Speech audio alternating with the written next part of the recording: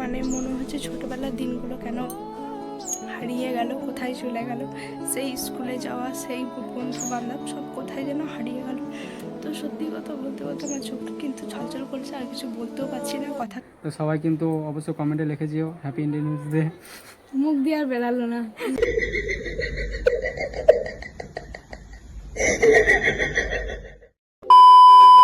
Hey guys, সবাইকে good morning. তো এখন বাজে 6টা।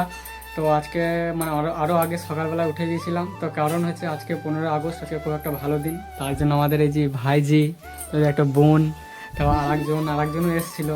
তো 3জন সকালবেলা এসেছিলো। তো প্রথমে যে এসেছিলো ওটা লাভনি হয়েছে। ও প্রথমে তো 5:30টার সময় এসছে। 5:30টার সময় আজকে ঘুম ভেঙে পড়তে লেগেছে। 5:30টা থেকে পড়াতে লেগেছে শাড়ি। এই যে আজকে এটা ভাইজি বটে, শাড়ি পরাচ্ছে। শাড়ি পরে কোথায় যাবি? কি করতে? আচ্ছা কি বটে বল? 15 আগস্ট কি? আরে আচ্ছা, কার জন্মদিন? তো কার জন্মদিন বল? বলতে হবে স্কুলে, তো বলবি স্কুল আছে, কি করবি তাহলে? বল, এই একজনের মুখে গেছে।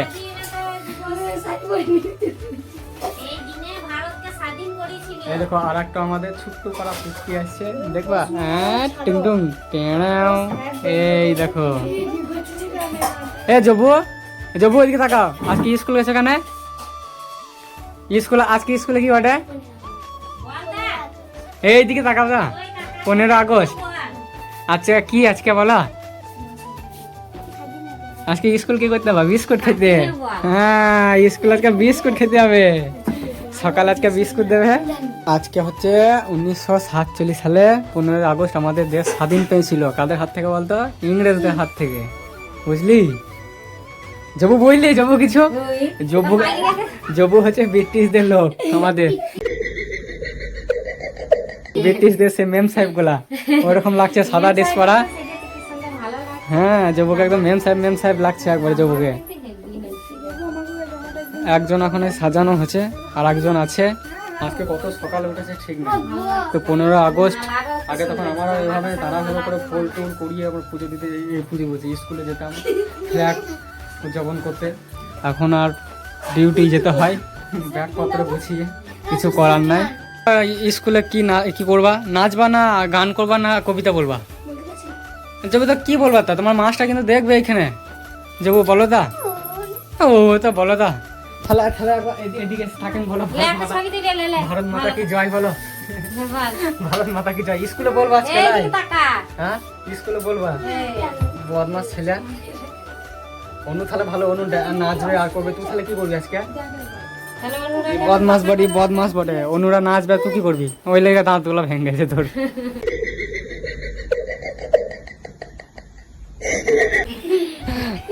বদমাস ছেলে। A few moments later. তো অনেক কষ্ট করে, যাই হোক শেষমেশ অপেক্ষার অবস্থান করে এ হচ্ছে লোক। তো সাজিয়েছে অনেক কষ্ট করে বেচারি। 5:30টার সময় উঠেছে খেটে খুঁটে, এতক্ষণে সাজানো হলো। তো কেমন লাগছে তোমরা কিন্তু অবশ্যই কমেন্ট করে জানাবা, ঠিক আছে? তো একটা ছবি তুলে দিই ওদের। আর এই স্কুল আছে কি দেবে? বিস্কুট, জিলাপি না লাড্ডু?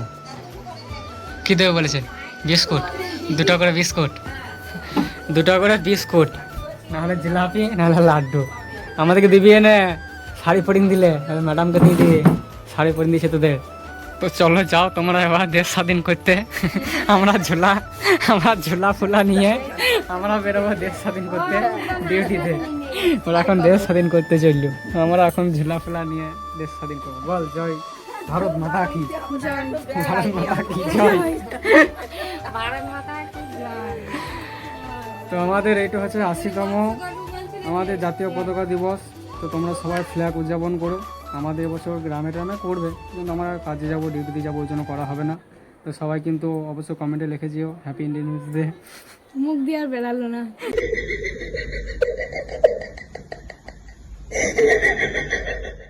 বলা খুব মুশকিল।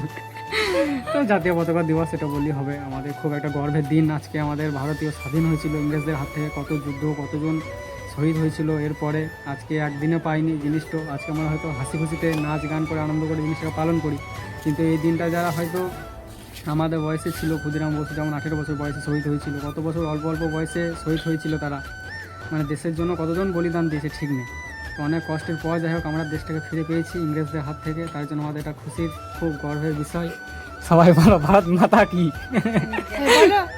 জয়। তো চলো বেশি কথা বলবো না। আজ স্বাধীনতা দিবসের সঙ্গে সঙ্গে আজ আমি তোমাদের মানে কাল তোমাদেরকে আমি একটা কথা বলেছিলাম যে আজ হচ্ছে আমাদের পালুনি। তো যাই হোক কাল মানে সমস্ত রান্না বান্না কমপ্লিট করে আজ আমাদেরকে খেতে হবে। মানে আজ সকাল থেকে কোনো রান্না বান্না হবে না, মানে উনুন ধরবে না, পাখা জ্বলতে মানে জ্বালাতে পারবো না আজ, মানে কালকে সমস্ত বাসি খাবারই আজকে সারাদিন খেতে হবে।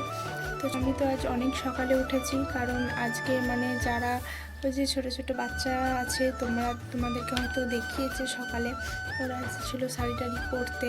তো ওরা মানে একজন এসেছে 5টার সময়, তখন আমি ঘুম থেকে উঠিনি, কোনো রকমে উঠে মুখে একটু জল নিয়ে ওদেরকে শাড়ি পরেছি, মানে 7:30 অবধি 7:30 অবধি শাড়ি পরিয়েছি। আর ধুতি করে যেহেতু শাড়ি পরছিল মানে একটু অসুবিধাই হচ্ছিল, কারণ যেহেতু অন্যান্য ছোটো বাচ্চা, একটু বড় সড়ো হলে কি হয় শাড়িটা পরতে মানে পরা যায়, আবার ভালোও লাগে পরতে। আর যেহেতু ওরা খুব ছোটো শাড়িটা পরাতেও খুব অসুবিধা হচ্ছিলো, যাই হোক তাও খুব কষ্ট করে পরিয়ে দিয়েছি। তো ওদেরকে দেখতে বেশ ভালোই লাগছিলো, আর ওদেরকে দেখে আমার মানে ছোটোবেলার কথাগুলো মনে পড়ছিল। আমরা যখন স্কুল যেতাম সকালবেলায়, ভোরবেলায় অনেক সকালে উঠতাম, তো আমাদের একটা মানে ছিল যে ভোরবেলায় উঠে ফুল চুরি করবো। তো ফুল চুরি মানে করতে যে এত ভালো লাগতো, বা ওই ভোরবেলায় উঠে বান্ধবীদের সঙ্গে একসঙ্গে গিয়ে ফুল চুরি করা, তারপর এসে স্কুলের জামা কাপড় পরে স্কুল যাওয়া, রেডি হওয়া, সেই সব দিনগুলো কোথায় হারিয়ে গেল। তো বলতে বলতে আমার চোখ ছলছল করছে, কারণ মানে মনটা সত্যিই খুব খারাপ, মানে মনে হচ্ছে ছোটোবেলার দিনগুলো কেন হারিয়ে গেল, কোথায় চলে গেল, সেই স্কুলে যাওয়া, সেই বন্ধু বান্ধব সব কোথায় যেন হারিয়ে গেল। তো সত্যি কথা বলতে বলতে আমার চোখ কিন্তু ছলছল করছে, আর কিছু বলতেও পারছি না, কথা কেমন আটকে আছে। মানে আজকে মনে পড়ছে সেই স্কুলের জীবনযাপন, একসাথে স্কুল যেতাম, সব বান্ধবী বন্ধু যেন কোথায় হারিয়ে গেল, কোথায় সব চলে গেল। কারোর সঙ্গে আর তেমন করে আর মেলামেশা নেই। দুজন আছে যারা মাঝে মাঝে ফোন করে খবর নেয়, আমিও তাদেরকে মাঝে মাঝে ফোন করি, খবর নেই। তো কিছুজন আছে যারা আমার খুব কাছের বান্ধবী বন্ধু ছিল, তারা তো একদমই হারিয়ে গেছে, তাদের সাথে আজ অনেক বছর হয়ে গেল কথাবার্তা নেই, একদমই জীবন থেকে চলে গেছে। তো মাঝে মাঝে মনটা খারাপ করে, ভালো লাগে না, কিন্তু কি করব, জীবন তো এভাবেই চলতে হবে। কিছু যাদেরকে শাড়ি পরাতে পরাতে মানে আমার বান্ধবীদের কথা মনে পড়ছিল, যে আমি একমাত্র ছিলাম যে শাড়ি পরাতে পারতাম, ওরা কেউ শাড়ি পরতেও পারতো না। আর ওরা আসতো আমার কাছে সকালবেলায়, তো মানে যে কোনো পুজোতে, হয় দুর্গা পুজো বলো, সরস্বতী পুজো বলো, বা স্কুলে কোনো অনুষ্ঠান বলো, সবাই আমার কাছে আসতো শাড়ি পরতে। আমি মানে ছোটো থেকেই শাড়ি পরাতে সাজাতে খুবই ভালোবাসতাম, নিজে এত সাজতে পারি না বলতে আমার ভালো লাগে না, খুব একটা সাজি না, সিম্পল থাকারই চেষ্টা করি, আর আমাকে বেশি সাজলে ভালো লাগে না। তো আমার বান্ধবীগুলো বা আশেপাশে আরও বাচ্চা আছে, ওরা সবাই আসতো আমার কাছে শাড়ি টাড়ি পরতে। তো আজ যখন ওদেরকে পড়াচ্ছিলাম, তখন ওদের কথা মনে পড়ছিল যে আজ ওরা কোথায় চলে গেল, কোথায় হারিয়ে গেল, মানে ছোটোবেলার জীবনটাই যেন চলে গেল কোথায়, হয়তো আর ফিরে পাবো না। মানে জীবন একটাই, যেটা চলে যাবে সেটা আর কোনোদিন ফিরে আসবে না।